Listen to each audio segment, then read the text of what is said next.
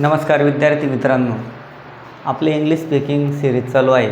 तर बघा, मी तुम्हाला तुमच्या माहितीसाठी वाक्याचे प्रकार आज घेणार आहे. तर बघा, हा व्हिडिओ तुम्ही पूर्ण बघा, कारण काय तुम्हाला वाक्याचे प्रकार कळतील. त्यामुळे तुम्हाला समजेल की आपण किती प्रकारचे वाक्य बोलतो. तर बघा, तर वाक्याचे प्रकार आहे टाईप्स ऑफ सेंटेन्सेस.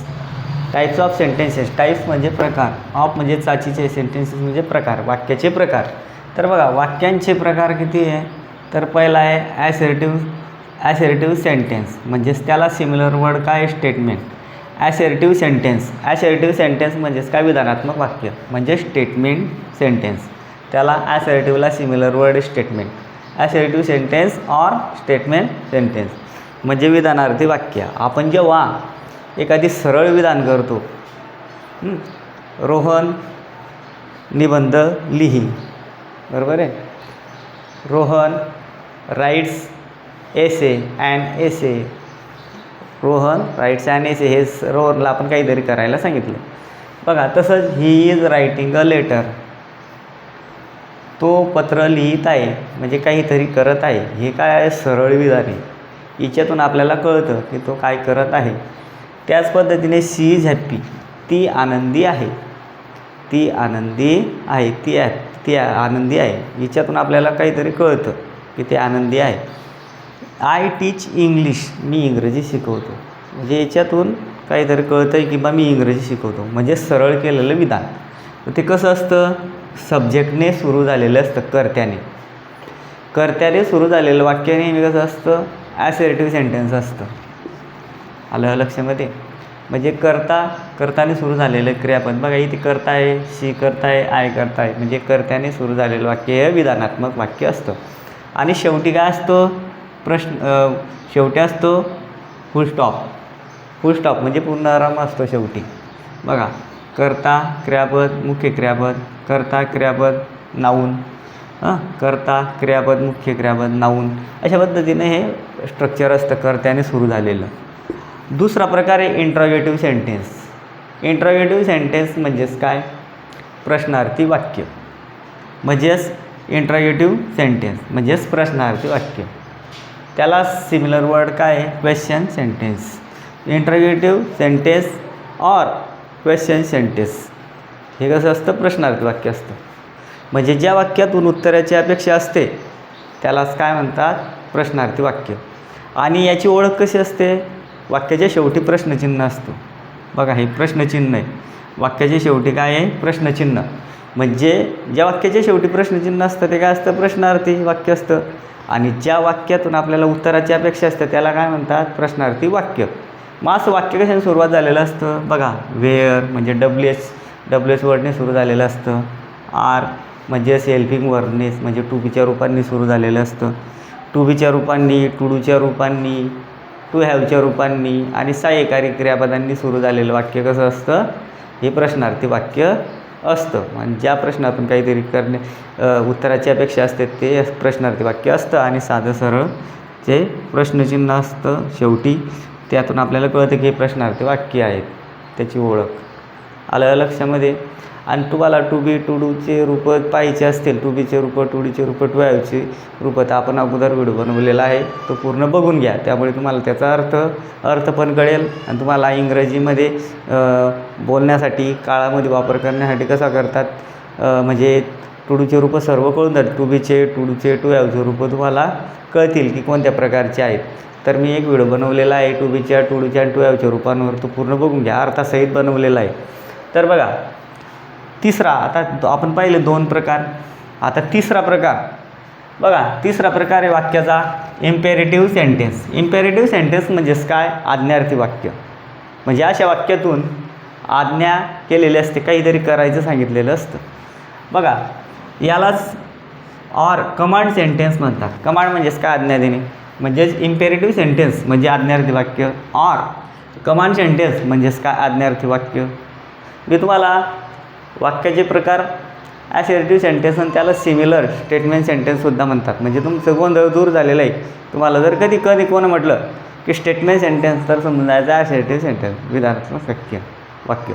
तुम्हाला जर सांगितलं इंट्रोगेटिव्ह सेंटेन्स, तर इंट्रोगेटिव्ह सेंटेन्स म्हणजेच प्रश्नार्थी वाक्य. आणि तुम्हाला क्वेश्चन सेंटेन्ससुद्धा म्हटलं तर काय म्हणायचं, प्रश्नार्थी वाक्य. म्हणजे तुम्हाला मी एका वाक्याला 2-2 नावं आहेत, ते सिमिलर वर्ड ते सुद्धा मी सांगितलेलं आहे. तुमचे गोंधळ दूर होऊन जाईल.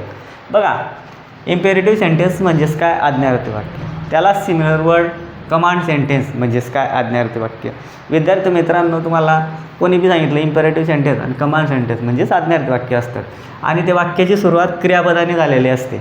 बघा, वाक्याची सुरुवात ओपन द डोअर आणि तिच्यातून आज्ञा दिलेली असते, बघा दरवाजा उघड. दुसरं आहे विनंती म्हणजेच आज्ञा म्हणजेच विनंती, अशी विनंती प्लीज हेल्प मी.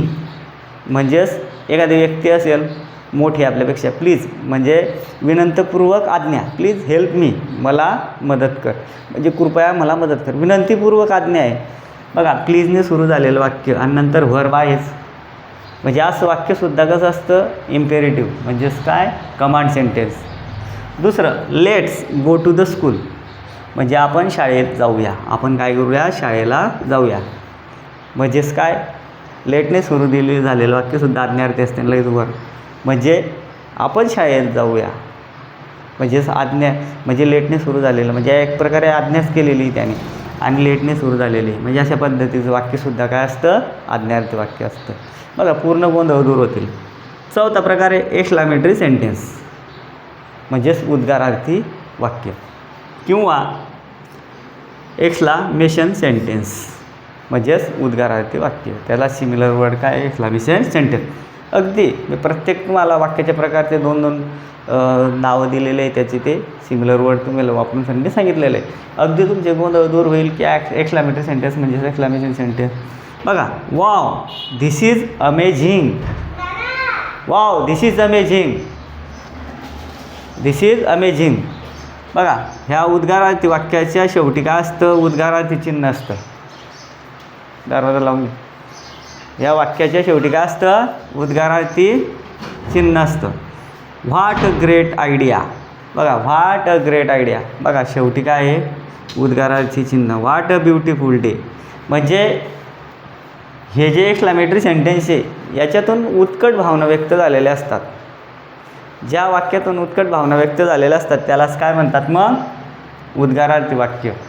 बघा, wow this is amazing, what a great idea, what a beautiful day, म्हणजे आपल्या भावना व्यक्त झालेल्या आहेत. बघा, आणि शेवटी काय ओळख त्याची, उद्गारार्थी चिन्ह आहे, त्याने त्याला ओळखायचं. आलं लक्षामध्ये. साधं ॲसर्टिव्ह सेंटेन्स कसं असतं, सरळ विधान केलेलं असतं, शेवटी फुलस्टॉप असतो, कर्त्याने सुरुवात होते. इंट्रोगेटिव्ह सेंटेन्स कसं असतं, क्वेश्चन सेंटेन्स WH की याने सुरू झालेलं असतं, शेवटी प्रश्नचिन्ह असतं आणि काहीतरी करण्याचं सांगितलेलं असतं. आलं लक्षामध्ये. आणि हे जे इम्पेरेटिव्ह सेंटेन्स क्रियापदाने सुरू झालेलं असतं. आलं लक्षामध्ये. आणि प्लीज हेल्प नंतर क्रियापद आलेलं आहे लेट आणि नंतर क्रियापद आलेलं आहे. एक्सक्लामेटरी सेंटेन्स कसं असतं, शेवटी उद्गारवाचक चिन्ह असतं आणि त्यातून काहीतरी भावना व्यक्त झालेल्या असतात. अशाच पद्धतीने विद्यार्थी मित्रांनो, आपली इंग्लिश स्पीकिंगची सिरीज चालू आहे. आणि तुम्हाला हा जर व्हिडिओ आवडला असेल तर तो आपल्या चॅनलला लाईक करून ठेवा, शेअर करून ठेवा. तुम्हाला असेच इंग्लिश स्पीकिंगचे आणि तुमचं ग्रामर, इंग्लिश स्पीकिंग आणि ग्रामर दोघं क्लिअर होईल. आणि हा व्हिडिओ तुमच्या मित्रांपर्यंत पोचवा. आपल्या चॅनलला लाईक करा, शेअर करा आणि सबस्क्राईब करा. त्यामुळे मला काय होते, प्रेरणा मिळते. आणि आपला हिच्यामध्ये बघा, मी तुम्हाला एक सांगतो की बा तुम्हाला मी एक वाक्य देतो, ते तुम्ही मला कमेंटमध्ये करा की ते कोणत्या प्रकारचं वाक्य आहे. I am go to school, I am going to school म्हणतो, I am going to school. हे जे वाक्य आहे बघा, दिसतंय का इथे, I am going to school, I am going to school. हे कोणत्या प्रकारचं वाक्य आहे बघा, हे कोणत्या प्रकारचं वाक्य आहे या वाक्याच्या प्रकारापैकी. तर ते मला कमेंट्स करून पाठवा. आपल्या चॅनलला लाईक करा, शेअर करा, सबस्क्राईब करा. धन्यवाद.